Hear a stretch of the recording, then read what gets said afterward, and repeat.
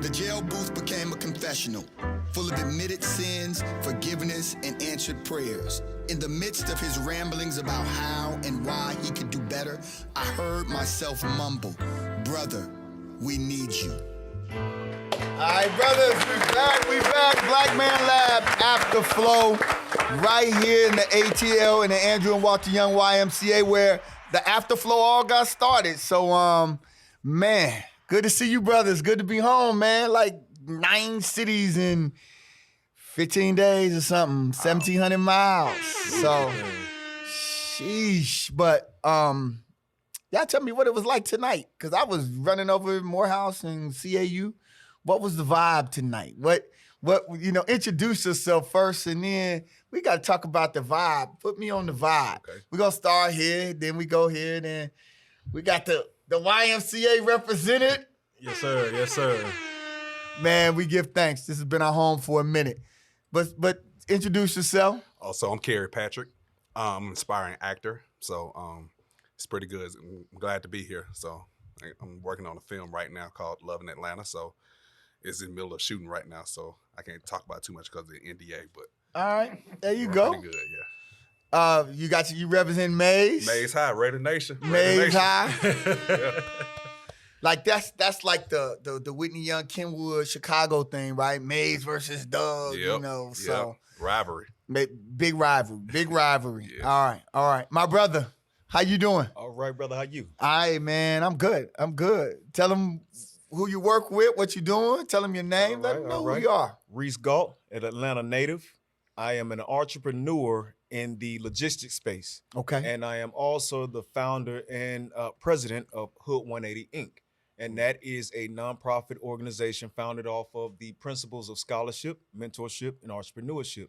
We've been in existence for about a decade now. It was started on the heels of, rest in peace, our brother Trayvon Martin. Okay. And it came about because the challenge to do something, even if you don't know what you're doing. And we did not know what we were doing when we first started. But you had to move. We had to do Spirit something. told you to move. Right. Turn that potential energy into kinetic. Yeah. What's deep is that so many things are birthed out of these tragedies. Mm-hmm. My whole organizing was birthed out of a friend of ours. Brother Martin and I lost a friend. And when we went to his funeral, they talked about him in a way that I was like, as much as I love him and my wife, who was sitting there at the time at this funeral, we weren't married yet, they couldn't talk about me like that because I wasn't about doing really anything to give to community. I was just about my own self-gratification. Mm-hmm. And when that brother died, something touched me that said, you got to do more. Mm-hmm. And so these tragedies sometimes will birth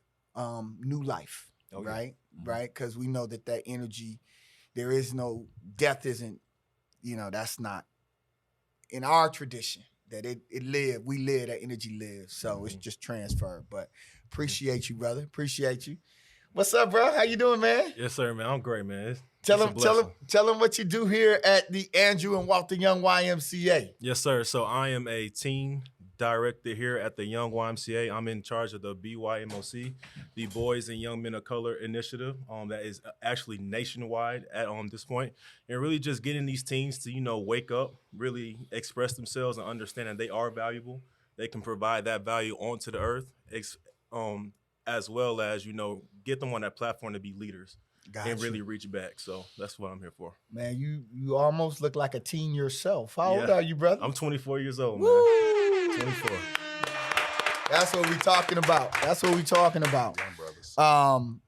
Where you from originally? Tell them your name. So you didn't even tell them your name. Yeah. So my name is Jamie Glenn again. I'm from Atlanta. I used to live in Inglewood, California, Crenshaw, Slauson area. Uh-huh. That's where my family is really from. But we used to live there for about 7 years. Came out here to Atlanta.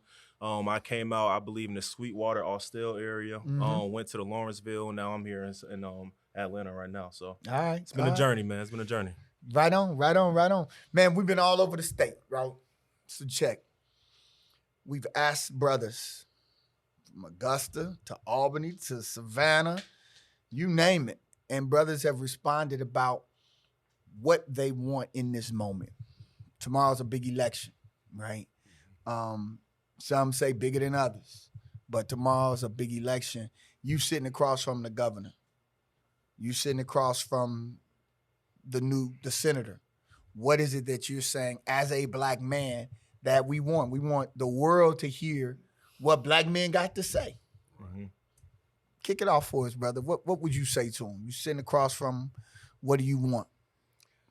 I would first and foremost, as the official position on a reparations package. Reparations now. Mm-hmm. No inclusions, no takeaways, a package. That's the full definition of what reparations is. Mm-hmm. And I would add land, money, and to actually repair, rehabilitate, or what have you. And when I say no inclusions, make that reparations package for the descendants of those that were those black people that are still considered black, that was enslaved in this country. And and what I would ask the brothers around me, because I believe that was a question as well. We get together for different events, some positive, some neutral. You know, we get together for sporting events and things like that. But we have a lot of money and a lot of manpower in all kinds of ways that we could use to further whatever that is that we want to further. That includes gentrification in the wrong hands, because I do believe in gentrification, but I don't believe in exploitation and being mismanaged and replaced.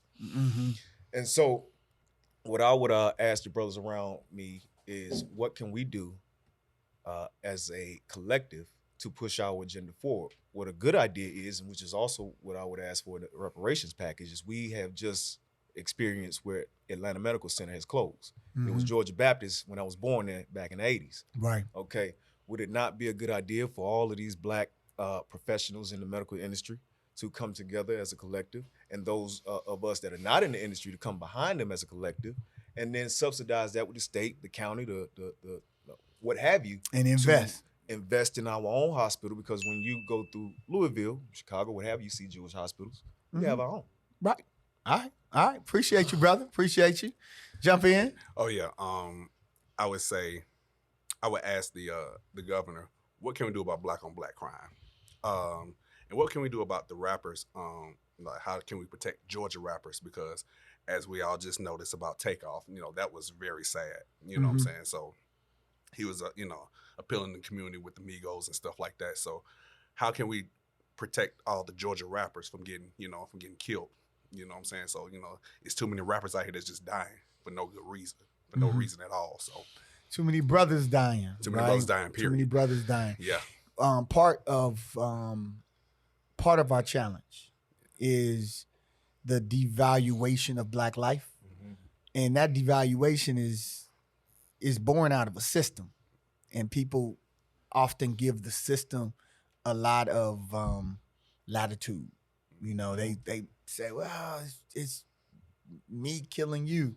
But part of it is that the system says it's okay for me to kill you. For real. Yeah. It's okay for the police, and it's okay for me, and there's no outrage. Right. There's no outrage. But we got to build our own thing as well. Yes. So I hear you. What would you ask of us? What are you asking of us? You have a chance right now. You're speaking to black men all over the world. What do you want black men all over the world to do? For us brothers to just come together in love, you know what I mean? Because we are a brotherhood, you know what I'm saying? We are our brother's keeper, you know what I mean? So for us to just come together as one, because this is a great platform every single week, you know what I'm saying? So great platform, all brothers from all walks of life. So we just come together and show each other brotherly love. All right. You know what I'm saying? So brotherly love. Jamie, what you got, brother? Yes, sir. So, if I was sitting in front of the governor right now, it's kind of interesting because this younger generation, they're so bright and, they want to work so hard, but they don't have no guidance. They don't know where to feed their thoughts. They don't know where to have that direction where they can take their thoughts to the next platform and really actually make something of themselves, make a business, or even make an impact. So what I would ask them is, what can we put in place, or what resources can we allocate to have even our elders or the people who have made it come and reach back and really take them under their wing and walk them through the proper steps to get to that next level. Because I mean, we see, I'm sure y'all saw them today on the way here. Y'all seen teens on the side of the road selling water bottles. Like that's a certain level of hard work. You can't teach that. Right. So why can't we take the hard work that they have in their minds and put it somewhere where they will be beneficial towards, instead of selling water bottles? I mean, let's be honest, water bottles is a means to an end. But why can't they sell, I would say, coding? Why can't they sell coding? Why can't they sell insurance? Why can't they sell real estate? Why are we not feeding them in to something that will be beneficial long term, instead of something that would be good just for, the week, just to make the bottom line? And for the brothers, tell the brothers what you want to tell them. What do you want to tell all these brothers right now? You got the mic. Tell them this is what we need, brother. We need you to do this. Yeah, like kind of just like what I just said. It's just once you get to that certain platform, don't be afraid to reach back, because I guarantee you, like when you reach back and you pull someone along, you really start that domino effect of change. And I often see, and I honestly had this problem when I was in college.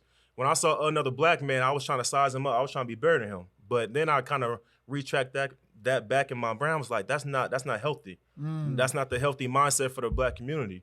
We need to look at each other and be like, okay, that's my brother. How can I help you? How can I support you? Or how can we work together? You know what I mean? So where'd it's just you really go to college? Albany State University. Albany State. The unsinkable. Unsinkable. Oh, hey man. Because I went to Albany State. We had Albany State pull up. Yes, sir. He's doing all of that. That's a Fort Valley State man over there.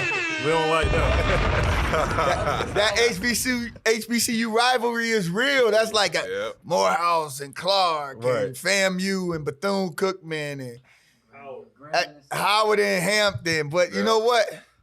It's all love. Exactly. See, I get to be pan HBCU. Like a Pan-Africanist, I'm pan HBCU. I'm with I'm all HBCU. Gotcha. Brothers, we always close, and it's important. Habits, rituals, and disciplines, right? The power of it is that we have an opportunity to share your best practice. And just imagine if this hits, and I know Calfani and them getting ready to make this thing run. 1 million men are gonna watch this. So we got 1 million men to do one thing on a daily basis that you do. Don't tell them what you think they should do if you ain't doing it, that you do. Mm-hmm. I'd like for y'all to share that in a about 30 seconds so we can keep pushing. You want to start? Okay. So every day I am into breath work, qigong. And so what that does for me, that's my way that I connect with the Almighty. Okay. That I don't believe in putting limits on God. Who are we to say how one can connect with the Almighty? Who are we? Yeah. So that is how I personally do it. Breath work in the morning and after I finish my workout. I'm in the steam, I'm in the sauna, I'm doing breath work, and it centers me. It connects me to my pineal gland, and from the inside out, I'm able to bring about great things. How long is that process, that breathing work? Well, how long It depends on what kind of time I have. Okay. So in the mornings, I'm taking about 10 to 15 minutes. Okay. Just breathing work. 10 to 15 minutes of breathing work. That's a lot. And after working out, if I had the time, I'm doing about 30 minutes. Wow. Okay. Appreciate you. Y'all look it up. Say it again. Qigong. Mm-hmm. Y'all see I pronounced it correctly. Qigong. Play with me. Know what we doing out here. My brother. Okay, so every day So every day I just talk to God, talk to the Lord, because without him, I believe, this is me. Without him, I'm nothing. Without Jesus, I'm nothing. Okay. This is just me. So I talk to the Lord, and I thank him for waking me up this morning. I thank him for the use and activities of my limbs.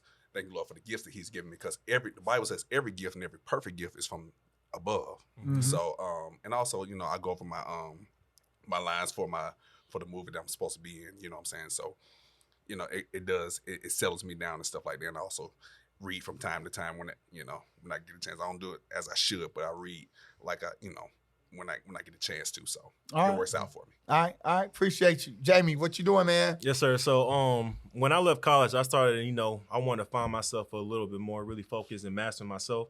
So the first thing I do every morning, I open up my Bible and I do a little bit of Bible study. It's something called the FCA the competition book, and it has a word for each day of the year. The Fellowship of Christian Athletes? Yes, sir. Okay.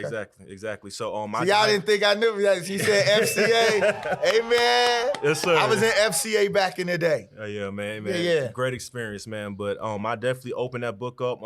Me as an athlete, it has those athletic type of quotes and direction, but with sports, you can incorporate that to life very simply. So I dive into that book, and then I actually dive into a book that I'm reading for a month, just to feed in that knowledge as soon as I wake up in the morning, get my mind rolling. And I definitely go into the gym, because I definitely feel like going to the gym and, getting that physical activity out really, is beneficial for the day. Yeah. And you get that good energy in you. And then, from doing those 3 steps alone, you already, you upbeat, feeling good about yourself. Your energy is very, I would say, infectious. Mm-hmm. And, you just ready to make change. So, yeah. And so when the sport you played, you were a swimmer? Make that joke. Nah, man. I was football, man. Football all the way, man. Yes, sir. Hey, brothers, man. We appreciate you all, Can man. I say one more thing? I'm also getting into the gym because a friend over here, Reese, he's training me to get in the gym, so I'm beginning to work out as well. So Now, let me ask this question. Did you know him before Black Man Lab? yes, I did. I've known him for about 25 years. Okay, so y'all Yeah. friends. He's introduced me to Black Man Lab. So All right. yeah. And so y'all feeding each other. Yes, exactly. Hey, that's what we're looking for, brothers. We're looking to build a community, a Black man ecosystem that feeds each other spiritually, Exactly. mentally, physically, Exactly. so that we can be the warriors that our community needs us to be in this moment. Appreciate you, brothers, man. Thank y'all. Yes, sir. Black Man Lab Afterflow. I say. Black Man got something to say, and it's powered by the New Georgia Project, baby. Atlanta.